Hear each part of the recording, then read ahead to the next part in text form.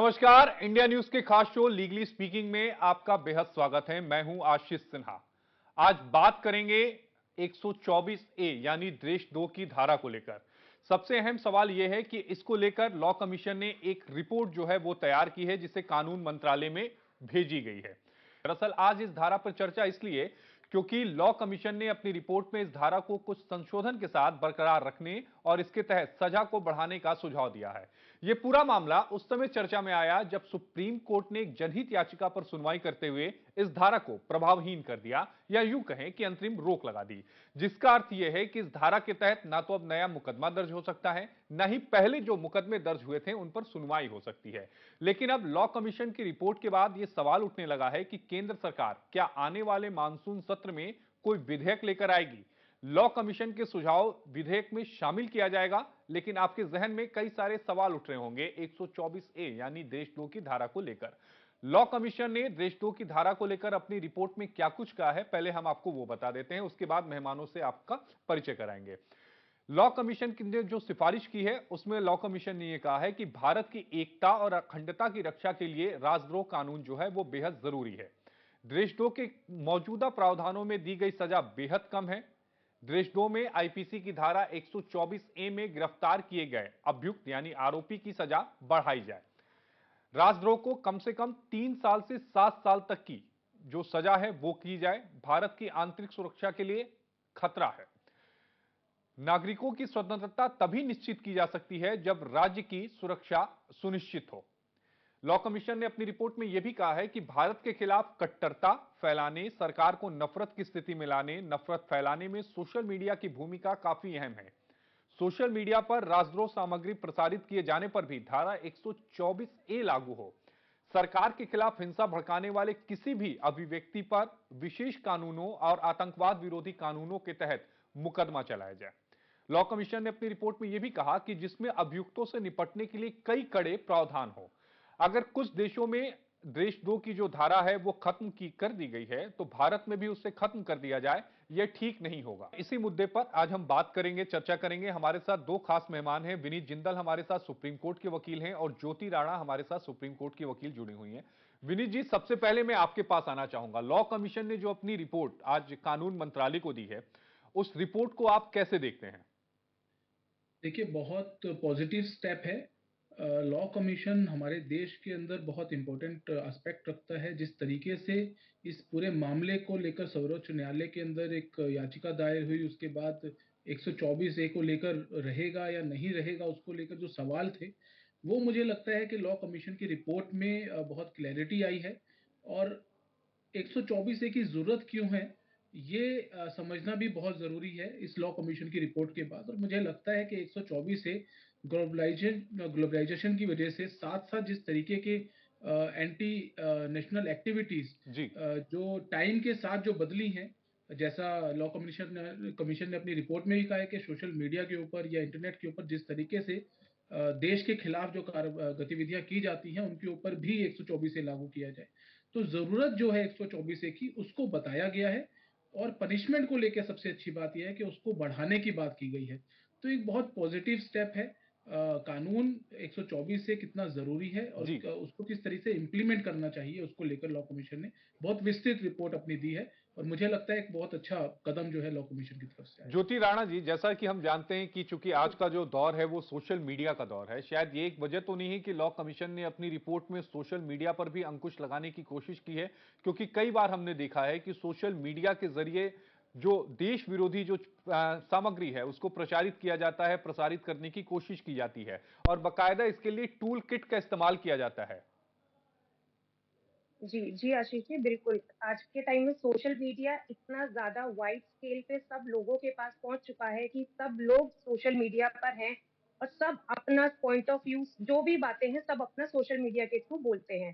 सबका अपना ओपिनियन होता है हर टॉपिक, हर चीज़ को लेकर के। तो उसमें सोशल मीडिया पर ही इस तरह की एक्टिविटीज़ और इस तरह के स्टेटमेंट दिए जाते हैं, जिससे कि एक तरह का एक कोई भी किसी के अंदर कोई इस तरह की चीजें आ सकती हैं जो कि वायलेंस क्रिएट कर सकती हैं। तो सबसे पहले जानना ज़रूरी है कि ये जो बात मैंने कही, अगर मैं सोशल मीडिया पर मैं कोई भी बात कह देती हूँ, तो क्या उससे वायलेंस क्रिएट हो रहा है या नहीं? 124 ए कब अप्लाई होगा, कब एप्लीकेबल होगा? क्या मैंने सोशल मीडिया पर कोई स्टेटमेंट दिया तो क्या मेरे को 124 ए में पनिशमेंट दी जाएगी? क्या मुझे उसमें जो है डाला जाएगा? तो ये जो मिसयूज है ये भी बहुत ज्यादा हो रहा है इसको लेकर के, 124 ए को लेकर के। तो सोशल मीडिया पर बिल्कुल ये बात है कि सोशल मीडिया पर सब अपनी बातें, सब चीजें इस तरह से जी। बोल देते हैं। क्या उससे वायलेंस हो रहा है या नहीं हो रहा है? सुप्रीम कोर्ट ने भी क्लियरली बोला है कि क्या वायलेंस, क्या इंटेंट टू इंसाइट वायलेंस है। इवन लॉ कमीशन ने भी अपनी रिपोर्ट में बोला है कि इस एक्ट में अमेंडमेंट लाने की जरूरत है इस सेक्शन में। और वो अमेंडमेंट एनहांसमेंट ऑफ पनिशमेंट तो है ही, साथ साथ सेडिशन में ये भी लिखा है, डेफिनेशन में भी चेंजेस बोले हैं कि इंटेंट टू इंसाइट वायलेंस भी होना चाहिए।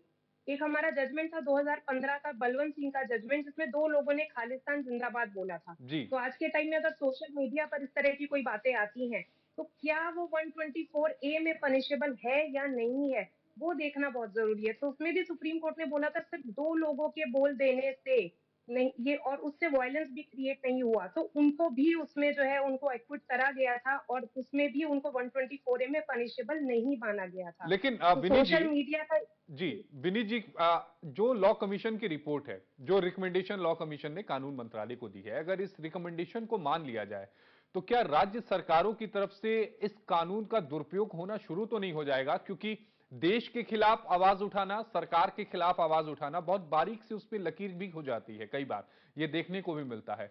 तो उस स्थिति में क्या होगा फिर? देखिए आशीष भाई, ये हम लोगों ने देखा है कि कानून जो लॉ बनते हैं वो एक बहुत थिन लाइन होती है क्रिमिनलिटी को लेकर। और उस थिन लाइन को लेकर जो सेंसिटिविटी है, वो चाहे इन्वेस्टिगेशन एजेंसी हो चाहे वो सरकारें हों, सबको रखनी पड़ेगी। पर इसका मतलब ये नहीं है कि एक कानून जिसकी जरूरत है आप उसको खत्म कर दें। आप ये कहने लगे कि जी 124 ए का दुरुपयोग होगा इसलिए इस कानून को खत्म कर दिया जाए। तो ऐसे बहुत से कानून हैं जिनका दुरुपयोग होता है, और वो कानून अभी भी स्टैब्लिश है, अभी भी चल रहे हैं। समय के साथ जी। अमेंडमेंट की जरूरत होती है, जैसा लॉ कमीशन ने कहा है कि आपको डेफिनेशन के अंदर चेंज करने की जरूरत है, आपको पनिशमेंट बढ़ाने की जरूरत है, आपको ग्लोबलाइजेशन हुआ है, सोशल मीडिया का प्रभाव बहुत बड़ा है, इंटरनेट का प्रभाव बहुत बड़ा है, तो वो सब चीजें इंक्लूड करने की जरूरत है। तो समय के साथ चेंज अच्छी बात है, लेकिन आप सिर्फ इस डर से कि उसका मिसयूज होगा, आप उस कानून को खत्म कर दें जिसकी वजह से आप अपने देश की संप्रभुता को, अपने देश की एकता को सही से रखने की, और ऐसे लोग जो देश के खिलाफ लड़ रहे हैं, देश के खिलाफ बातें कर रहे हैं, उनको रोकने की बात करता हो, ऐसे कानून को आप खत्म करने की बात करेंगे, तो ये ज्योति मुझे जी, लगता है कहीं नहीं आपको नाइंसाफी है। क्या लगता है कि इस कानून का मिसयूज हो सकता है, जिस तरह की रिकमेंडेशन लॉ कमीशन ने कही की है, अगर वो सारी चीजें मान ली जाती हैं तो? आशीष जी, मिसयूज हो सकता है तो आगे कब है, लेकिन इसका तो मिसयूज शुरू से ही होता आ रहा है। इवन कुछ भी अगर कोई जर्नलिस्ट भी किसी चीज के बारे में कुछ बोल देता है तो उसका तुरंत उसके अगेंस्ट में 124 ए के अगेंस्ट उसका जो है केस फाइल कर दिया जाता है। कोई कोई कार्टून अगर बना देता है किसी पॉलिटिकल लीडर से रिलेटेड, तो तब उसमें 124 ए आ जाता है। तो इसका मिसयूज तो शुरू से होता आ रहा है, इसीलिए काफी सारी पीआईएल भी सुप्रीम कोर्ट में गई। अब फ्यूचर की बात देखते हैं, क्या इसका मिसयूज हो सकता है? तो मिसयूज तो बिल्कुल और भी कानून है, जैसे विनीत जी ने बोला कि और भी बहुत सारे लॉ हैं जिनका मिसयूज हो रहा है। लेकिन लॉ कमीशन ने, क्योंकि इसका मिसयूज ना हो या कम हो या ना हो। ज्योति, आप अपनी बातों को पूरा करिए। जी, जी आशीष जी, मैं ये बोल रही थी कि इसमें जो इसके लिए लॉ कमीशन ने एनहांसमेंट बोला है, पनिशमेंट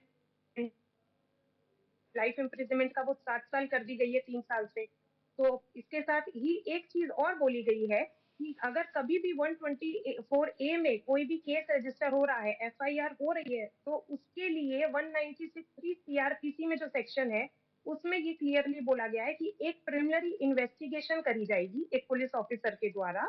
और वो जो इन्वेस्टिगेशन का जो करा पुलिस ऑफिसर जो करेगा, वो जो उसकी रैंक होगी, वो एक इंस्पेक्टर की रैंक होगी, उससे नीचे की रैंक नहीं होगी। जी। तो एक इन्वेस्टिगेशन जरूर करी जाएगी इससे पहले, ताकि ये देखा जाए कि क्या ये एक्चुअल में केस बनता है, क्या एफआईआर रजिस्टर होनी चाहिए। तो एक मिसयूज को रोकने के लिए एक ये स्टेप जरूर लिया जाएगा, लेकिन क्या ये उसका लिया गया पालन है। होता है क्या ज्योति जी? उसका पालन हो पाता है क्या? जी देखिए, अब ये बिल्कुल आपने बात बिल्कुल ठीक पूछी है कि क्या इसका पालन होता है। तो इस ये रूल तो है, ये लॉ पहले भी कितनी बार बनाए, क्रिटिसाइजिंग गवर्नमेंट, ये भी जो है कोई 124 ए में नहीं आता, तब भी उसके बाद भी आज तक केसेस हो रहे हैं, रजिस्टर हो रहे हैं, तो पालन इसका नहीं हो पाता, मिसयूज इसका बहुत ज्यादा होता है। गवर्नमेंट के अगेंस्ट में, कोई भी पॉलिटिकल लीडर के अगेंस्ट में कोई कुछ भी एक वर्ड भी अगर बोलेगा या कोई भी बात करता है, तो ये बिल्कुल मतलब ये जो बना था कानून, ये बना था ब्रिटिशर्स के टाइम पर, उन्होंने बनाया था कि कोई भी अगर उनके अगेंस्ट में कुछ बोलेगा 124 ए में उसको पनिश करा जाएगा। जी। पर ये लॉ अभी तक चल आ रहा है, और ये सिर्फ इसीलिए कि गवर्नमेंट के अगेंस्ट में अगर कोई कुछ भी बोलता है तो उसको 124 ए में उसके अगेंस्ट में केस रजिस्टर हो जाता है। अगर आप देखेंगे 2016 से अब तक 160% इंक्रीज हुए हैं ये केसेस इस तरह के जो रजिस्टर हुए हैं, लेकिन कन्विक्शन कितने लोगों को हुआ है? सिर्फ एक या दो कन्विक्शन लोगों को रेट बहुत कन्विक्शन। ज्यादा कम है, ये यही एक बड़ी बात है विनीत जी। बिल्कुल। कहीं ऐसा तो नहीं है कि बिल्कुल। सरकार इसे एक टूल की तरह इस्तेमाल करना शुरू करेगी, सरकार के खिलाफ किसी ने बोला तो हम 124 ए लगा देंगे। अब इस तरह की रिकमेंडेशन लॉ कमीशन की तरफ से मिलेगी, सरकार जाहिर तौर पर एक मजबूत कानून लेकर आएगी। हालांकि मामला सुप्रीम कोर्ट में विचाराधीन है, लेकिन सरकार के हाथ में भी मुझे लगता है कि एक बड़ी पावर आ जाएगी अगर इस सारी रिकमेंडेशन को इंप्लीमेंट कर लेती है तो। सोशल मीडिया पर भी सरकार के खिलाफ आवाज उठाना लोगों को भारी पड़ जाएगा। देखिए आशीष जी, सरकार का काम है कानून बनाना, और उस कानून को किस तरीके से किस व्यक्ति के ऊपर लगाया गया है, वो सही है गलत है, उस चीज को देखना न्यायालय का काम है। जैसा कि हम लोगों ने देखा है कि 124 ए का जब मिसयूज हुआ, तो चाहे वो उच्च न्यायालय हो चाहे वो सर्वोच्च न्यायालय हो, समय समय पर उन्होंने अपना व्यू पॉइंट भी दिया, और वो गलत है तो गलत बोला और सही है तो सही भी बोला। और ऐसा नहीं है कि 124 ए का सिर्फ मिसयूज हुआ है, ऐसे भी लोग हैं जो 124 ए के अंदर कन्विक्शन में गए हैं। सिर्फ ये कह देने से कि इसका मिसयूज, कन्विक्शन रेट की अगर हम बात करें तो फिर वही बात आती है कि बहुत सारे लॉज हैं, बहुत सारे कानून हैं जिसमें कन्विक्शन रेट बहुत कम है, लेकिन इन सब चीजों का, या अंग्रेजों के समय के सारे कानून अंग्रेजों के समय पे हैं, सरकार उस चीज के ऊपर भी वर्कअप ऑन कर रही है कि नहीं, ओवरऑल। लेकिन विनीत जी, जब सुप्रीम कोर्ट में इस मामले की सुनवाई चल रही थी तब याचिकाकर्ताओं की तरफ से यह दलील दी गई कि अंग्रेजों के समय में कई सारे जो कानून हैं उनको सरकार रिपील कर रही है, उनको सरकार खत्म कर रही है। जी। लेकिन इस कानून को सरकार ने टच नहीं किया, सरकार इसमें अपना फायदा ढूंढ रही है। फिर वही बात आती है आशीष जी, देखिए कि ये आप इस कानून को रखने का जो बेसिक इंटेंट है, बेसिक इंटेंट हम लोग एक नेगेटिव एस्पेक्ट पे बात कर रहे हैं। हम बात कर रहे हैं कि सरकारें मिसयूज करेंगी। आप हम लोग ये देखिए कि क्या उन लोगों को पकड़ा जाना, उन लोगों के ऊपर कार्रवाई होना इंपॉर्टेंट नहीं है जो लोग देश के खिलाफ लड़ रहे हैं, देश के खिलाफ बात कर रहे हैं, हमारे समाज के अंदर इंसाइट कर रहे हैं, लोगों को देश के खिलाफ भड़का रहे हैं। क्या उनके लिए ये कानून जरूरी नहीं है? उन लोगों को रोकने के लिए जरूरी नहीं है? बेहद फिर जरूरी है मेरा ये कहना कानून। वही है कि कानून बनाना सरकार का काम है, और उस कानून का इम्प्लीमेंटेशन सही से हो, ये देखना न्यायालय का काम है। अगर कुछ गलत होगा तो वो न्यायालय देखेगा। इस चीज को लेकर इतना हो मतलब मचाने की कोई, मुझे नहीं लगता कोई जरूरत है। और ये मेरा मानना है कि कानून बहुत इंपॉर्टेंट कानून है।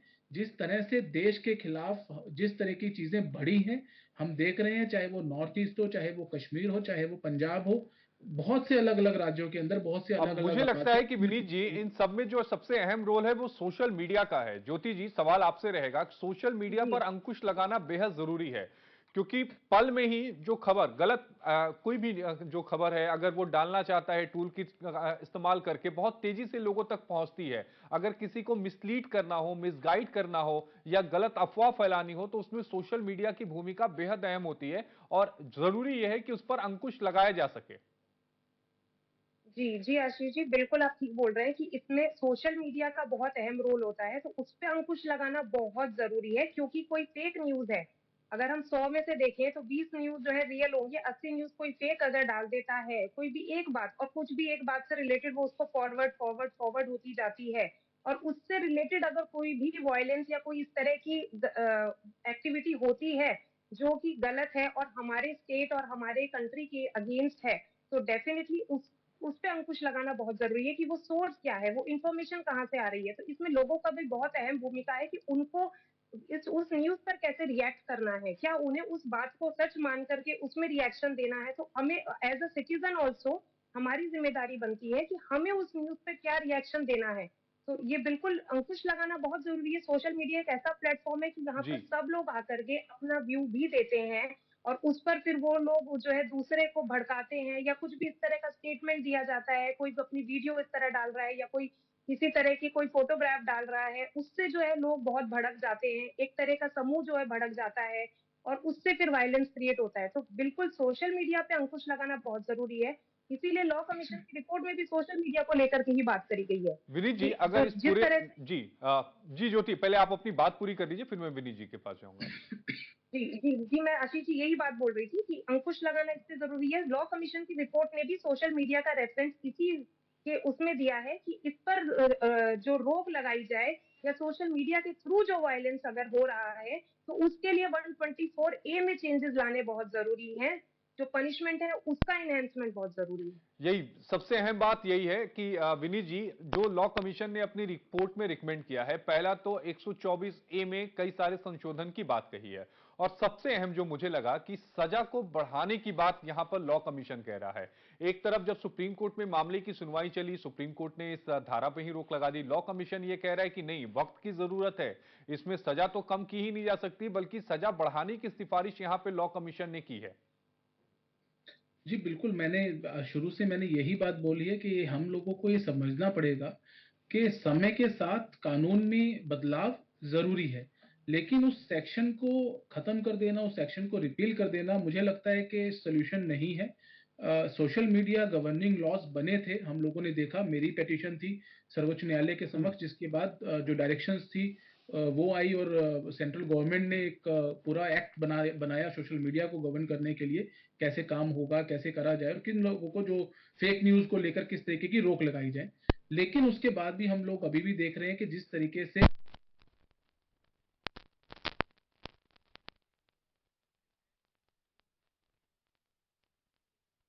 उन चीज़ों को जो मिसयूज़ ऑफ फेक न्यूज़ और मिसयूज़ ऑफ सोशल मीडिया चल रहा है, उसको कैसे रोका जाए या किस तरीके के एक्शन लिए जाएँ। तो सेंट्रल गवर्नमेंट ने बहुत एफर्ट किए, लेकिन उसके बाद अभी रिसेंटली एक पिटीशन में एफिडेविट भी गया कि सोशल मीडिया के ऊपर इन चीज़ों को रोकना और जो पोस्ट आते हैं, फेक पोस्ट आते हैं, उनको रोक पाना सोशल मीडिया के ऊपर बहुत नामुमकिन जैसा एक चीज़ है और ये सेंट्रल गवर्नमेंट की तरफ से बोला भी गया।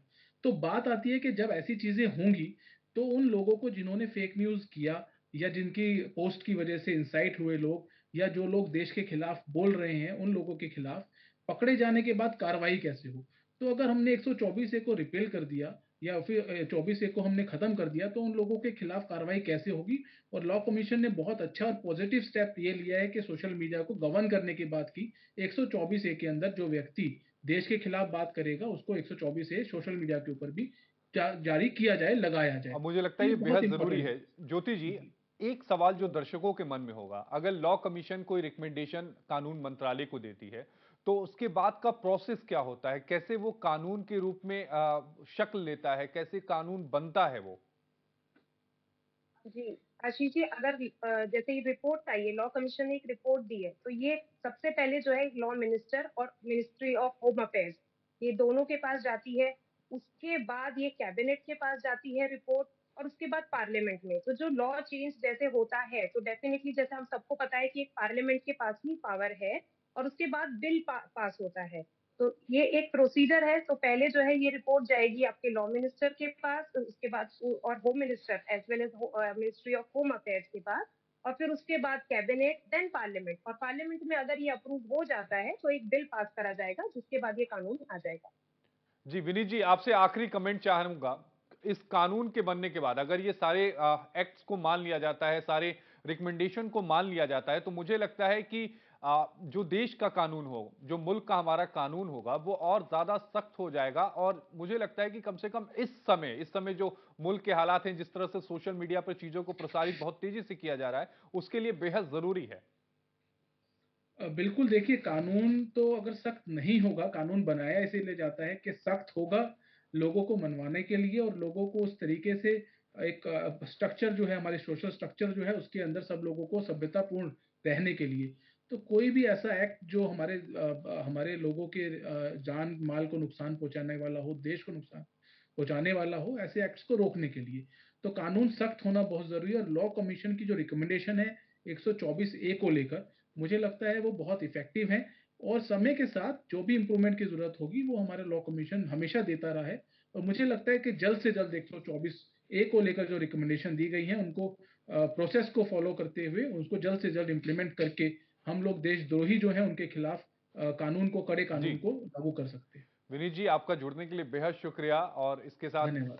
सबसे अहम बात ज्योति, आपका भी जुड़ने के लिए बेहद शुक्रिया। सबसे अहम बात थी कि दोनों हमारे साथ जो कानून के जानकार थे, उन्होंने अपनी बातों को रखा और सबने ये कहा कि जो रिकमेंडेशन दी गई है 124 ए में को लेकर लॉ कमीशन की तरफ से, वो रिकमेंडेशन जायज है क्योंकि वक्त का की नज़ीर यही है, वक्त की मांग यही है कि इस समय इस तरह के कानून में बदलाव किया जाए, कानून को और कठोर किया जाए ताकि सोशल मीडिया पर भी अंकुश लगाया जा सके। सजा बढ़ाने का भी दोनों ही मेहमानों ने समर्थन किया है। इस बुलेटिन में इतना ही। देखते रहिए इंडिया न्यूज।